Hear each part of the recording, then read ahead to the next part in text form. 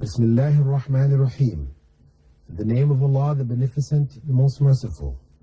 I'd like to welcome you, dear viewers, to another in the series, In the Light of Islam. Assalamu alaikum wa rahmatullahi wa barakatuh. May Allah's peace and blessings be on each and every one of you. I'd like to thank the viewers for sending in their questions, and I hope that the answers which have been given in previous programs have enlightened you all to certain aspects of the religion and how it is applied to our daily lives, about which you were uncertain or you did not have knowledge. We'd like you to continue to write into us, realizing, of course, that sometimes the questions cannot be answered at the time that you've written, because the programs are not live programs, not happening, as you are seeing them, but they're pre-taped. So we answer the questions that are available at that time. So please be patient with us. Whatever you send in will be answered. You may write into me, Dr. Bilal Phillips, P.O. Box 111, Sharjah TV, in the Light of Islam. Now we'll go to our first question. This question, a brother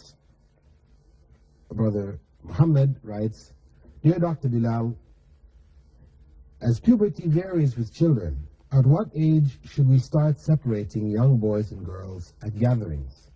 And also, at what age should we prevent our sons from entering the sections of women where there are gatherings? The age of puberty is normally the age which men should no longer, or young men, young people, males, should no longer be amongst females who are not their relatives and their direct relatives, whom they may not, or are not able, or not allowed to marry. However, it may begin earlier, at the age when the child appears to be conscious of the differences, the sexual differences between males and females. Once the child starts to show some kind of consciousness and awareness of women, if you see the young man or the young boy, maybe 10 years old, maybe 11 years old, whatever, you see him staring at women or something like this, then these are the signs that this young man, in spite of the fact that he has not reached puberty, should not be allowed to mix with women anymore.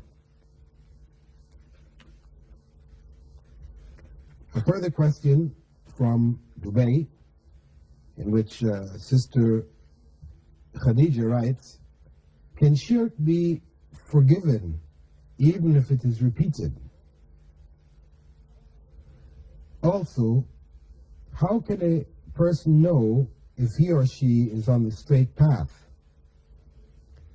The first part of the question, can shirk be forgiven even if it is repeated? Shirk, as long as a person seeks forgiveness from God, it is forgiven.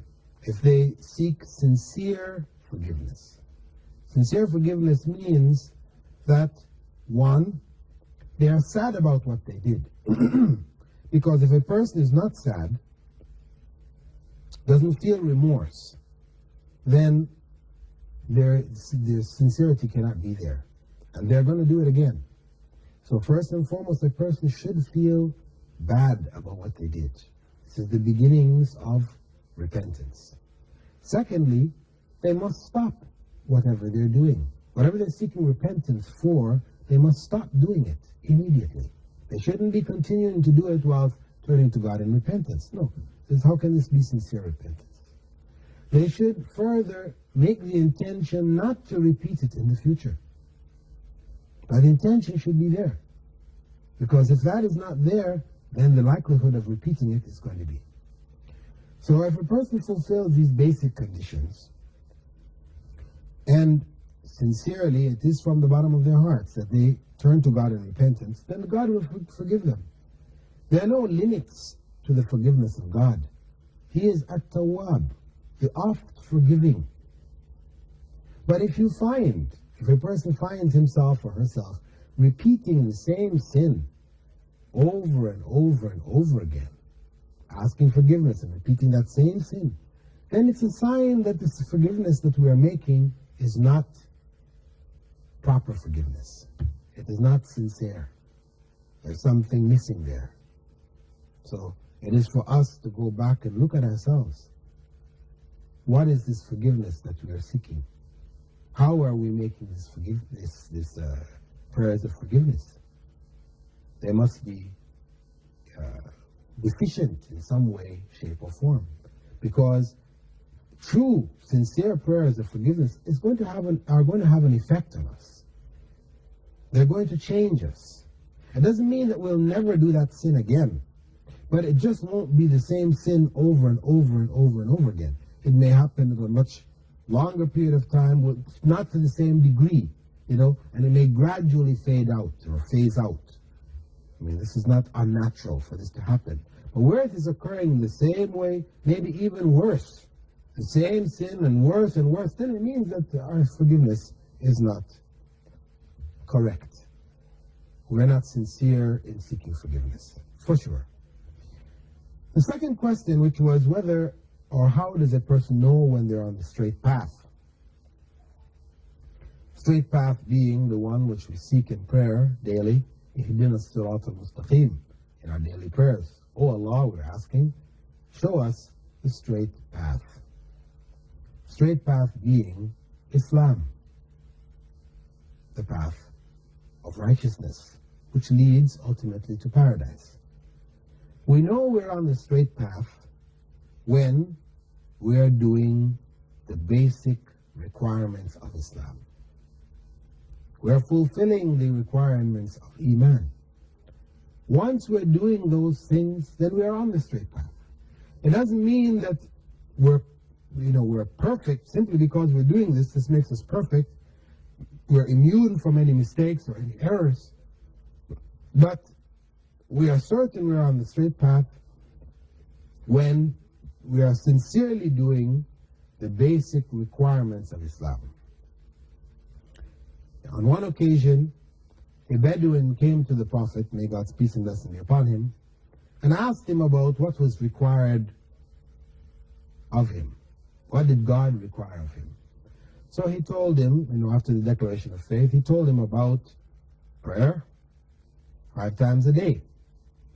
Told him about fasting in the month of Ramadan, about giving zakah once a year, charity once a year, and Hajj once in a lifetime, pilgrimage to Mecca. The man asked the Prophet, is there anything beyond these? And the Prophet went on to explain to him, beyond these are voluntary acts of worship, of fasting, of charity, and voluntary pilgrimages. And the man said no, he would just, this was not required. The Prophet told him no, these are voluntary additional acts offering additional rewards. He said no, I will just stick to exactly what was required. And he turned and walked away. Then the Prophet turned to his companions and said, if this man does what he says, as the man had said, he would not increase anymore or decrease.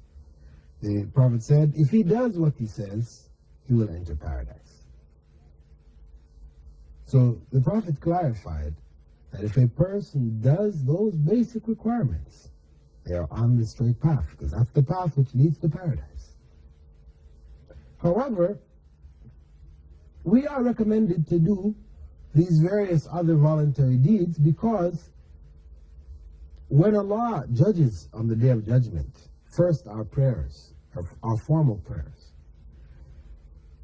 and we are given some sort of a reward or an assessment of our formal prayers, He will next ask about our voluntary prayers. And the rewards for that will be added to our formal prayers. So these voluntary prayers are ones which will make up for deficiencies in our formal prayers. They're additional benefits. So we are encouraged to do more.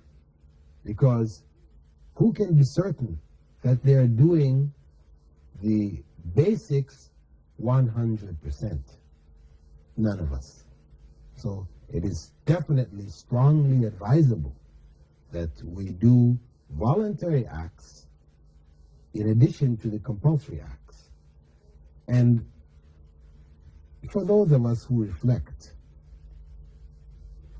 going beyond the basics is something which we should know is necessary for ourselves, because the basic acts of worship which are prescribed for us, they are for us, not for God. It's not something we're doing which is given to God. They are prescribed for us, for a particular purpose, for our own spiritual growth. Therefore, the more that we can do of these acts, the better for ourselves.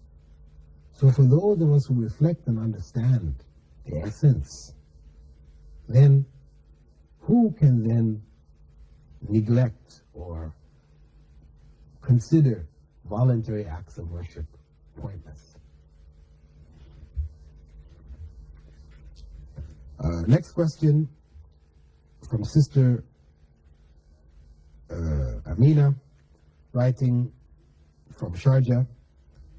Please, Dr. Bilal, can you let us know if it is haram to spay animals, such as cats, as we don't want to be encumbered with a lot of kittens everywhere? What is the best solution? Spaying animals. This means removing the testicles of the cat